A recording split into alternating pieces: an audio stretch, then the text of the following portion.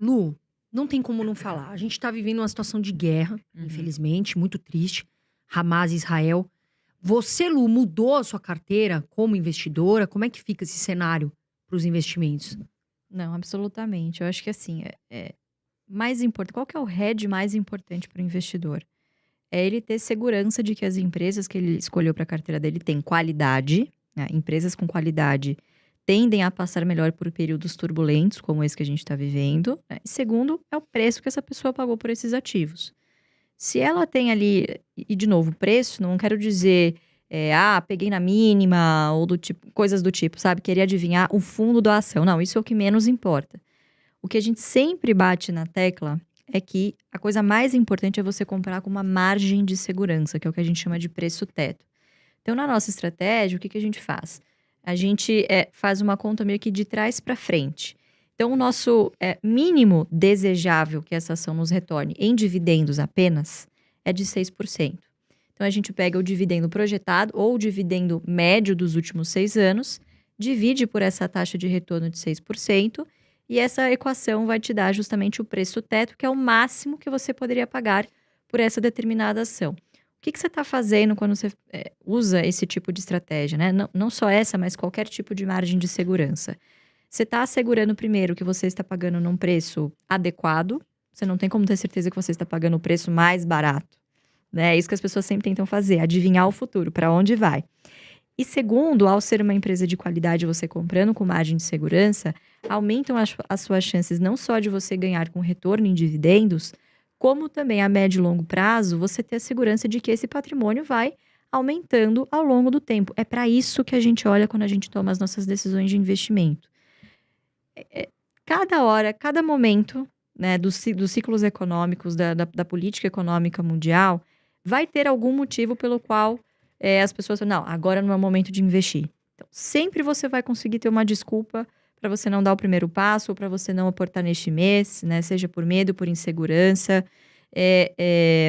Mas a verdade é que o que realmente importa é a qualidade dos seus ativos e o preço. Porque a gente não tem como saber se essa guerra vai se desdobrar ou não. Pode acabar amanhã, como pode se tornar, sabe, uma guerra ali entre os países vizinhos. Então, é muito difícil de você tomar decisões baseado em fatos que não estão delineados. Entende? Então, o nosso portfólio ele não muda conforme a manada muda, conforme o cenário econômico internacional muda, né? Obviamente, se os preços mudarem e vier uma oportunidade, aí sim. Agora, mudar a carteira, rebalancear, ou o que vai subir agora, quais ações vão se beneficiar com a guerra?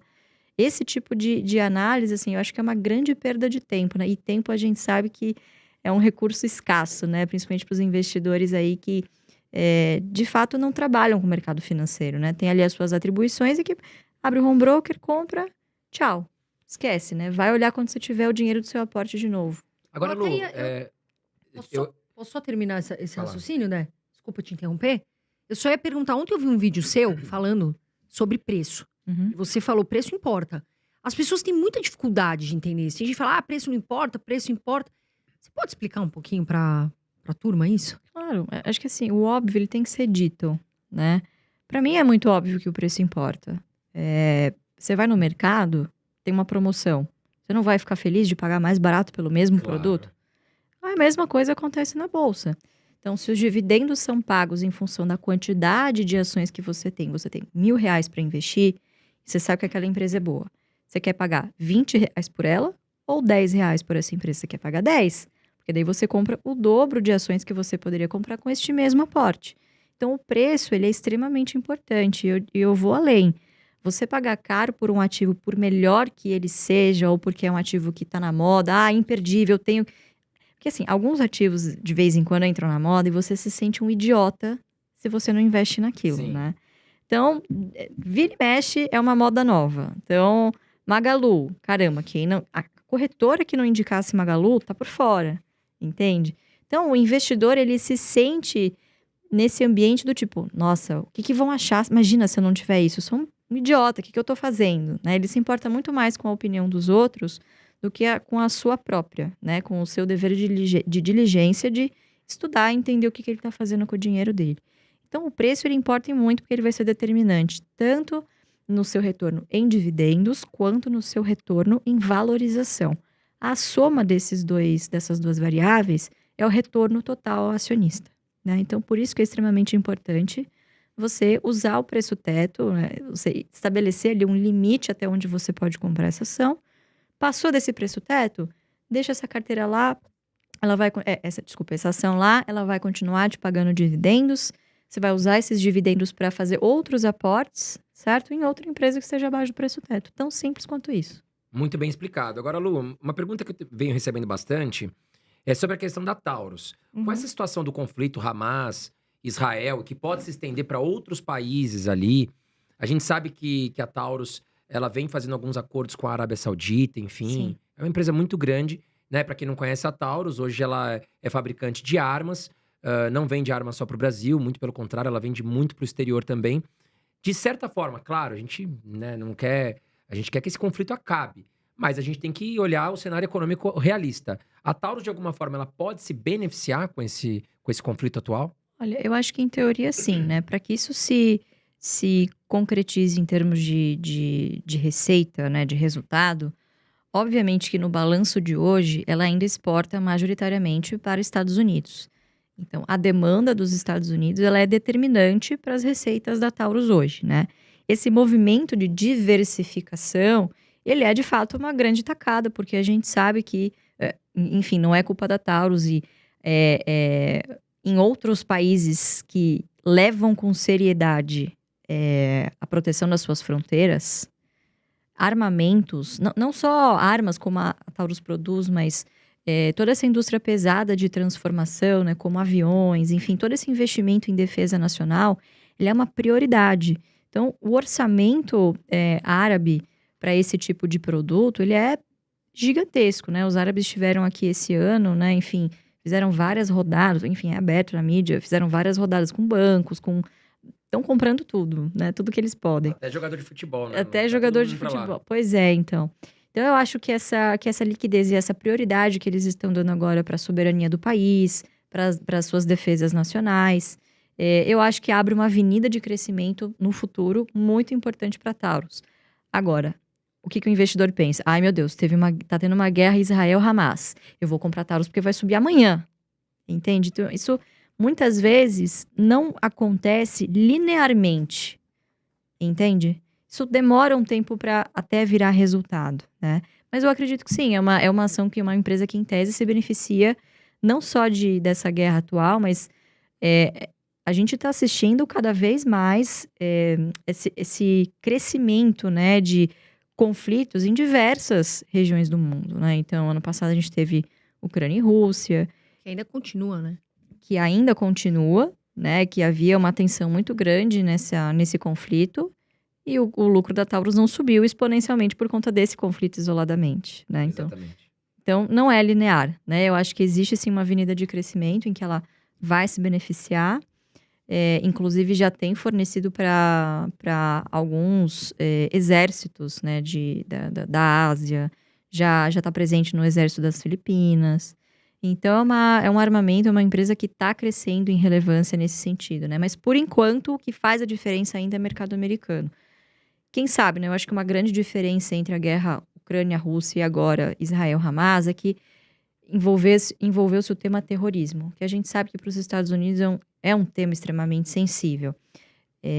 Hamas é uma célula terrorista. Os Estados Unidos sofreram muito, então, assim, são simpáticos ao direito de Israel de se defender.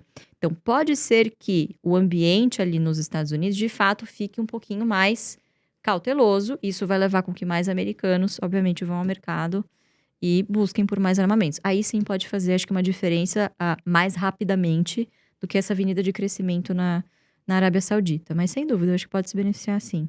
Agora, Lu, voltando um pouco para Taurus, né? Por exemplo, nesse cenário, é hora, na sua opinião, do iniciante comprar a Taurus? E emendando numa outra pergunta, você acha que o iniciante, a Taurus, seria uma opção para o iniciante ter como uma primeira ação na carteira? Olha, Carol, assim, o cenário para Taurus, ele mudou diametralmente de uns anos para cá, né? Eu diria que até 2021, início ali de 2022, a Taurus estava num período ainda de finalização de um turnaround, que hoje a gente sabe que foi muito bem sucedido. Agora, daqui em diante, é uma empresa que vai buscar outras avenidas de crescimento. E que também publicamente já se posicionou de que, olha, queremos crescer, né? Vamos fazer fábricas na Índia, vamos vender para a Arábia Saudita, só que a gente não vai esquecer de remunerar o nosso acionista. Então, eu acho que apesar de ser uma empresa que passou por um turnaround recente, né?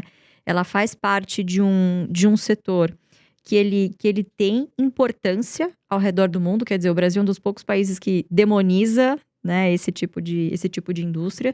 Mas a indústria bélica é uma indústria, não digo primeira necessidade, mas é muito priorizada lá fora, né? Defesa nacional é uma coisa extremamente importante para qualquer nação. Então, eu acho que tem o seu fator de perenidade. Agora, é o seguinte, não é uma empresa previdenciária que, igual uma energia elétrica, enfim, não tem essa perenidade nos seus resultados. De novo, ela depende de exportação, de demanda por armas nos Estados Unidos. Então, obviamente, pode ter períodos de ciclo, como a gente passou agora, né? 2021 foi um ano muito atípico, né? Então, você teve pandemia, principalmente, que deu ali uma freada primeiro nas compras, depois você teve toda uma demanda reprimida que foi toda de uma vez em 2021, né? Então, quando você para comparar, parece que, nossa, é uma porcaria, né? Mas não é isso, é que a base de comparação, ela é meio injusta, né? 2021 foi um ano muito fora da curva, mas a gente vê que essa demanda lá nos Estados Unidos, ela tá começando a voltar ali para um patamar de normalidade. Então, perguntando assim, né, o iniciante, eu não sei se é para todos. Agora, se esse iniciante tem noção de que essa é uma empresa de oportunidade, que sim, vai pagar bons dividendos, mas obviamente tem seus riscos, né? É uma small cap, é uma empresa, deixa eu pensar, não tem muita liquidez, né? Então, assim, tem os seus riscos. E aqui, infelizmente, no nosso país, é um setor polêmico, né? A gente sabe muito bem que o nosso governo, ele não é muito simpático, não a ele, né? Mas para sua população, né? Então, armas para mim, para minha população, não, né? Então, obviamente que isso causa sempre um temor no investidor em relação ao mercado doméstico, né? Então, acho que em resumo é o seguinte, se você sabe o que você está fazendo, mesmo você sendo iniciante, empresas de oportunidade, você não vai colocar todo o seu patrimônio. É o dinheiro da pinga, não o dinheiro do leite, né? Eu, particularmente, preferiria que o iniciante entrasse na bolsa fazendo uma carteira previdenciária. Até para que ele se acostume com os fluxos, para que ele se acostume com a volatilidade, né? O sobe e desce, tô rico, tô pobre, né? E a gente está passando por uma fase, um ano de altos e baixos, né? O gráfico desse ano aqui é uma montanha-russa. Impressionante. Então, eu acho que, assim, por uma questão de conservadorismo mesmo, de você primeiro encorpar a sua carteira previdenciária, aí quando você tiver já dividendos mais robustos e você quiser separar uma parcela da sua carteira para coisas de oportunidade, eu acho que aí não tem problema.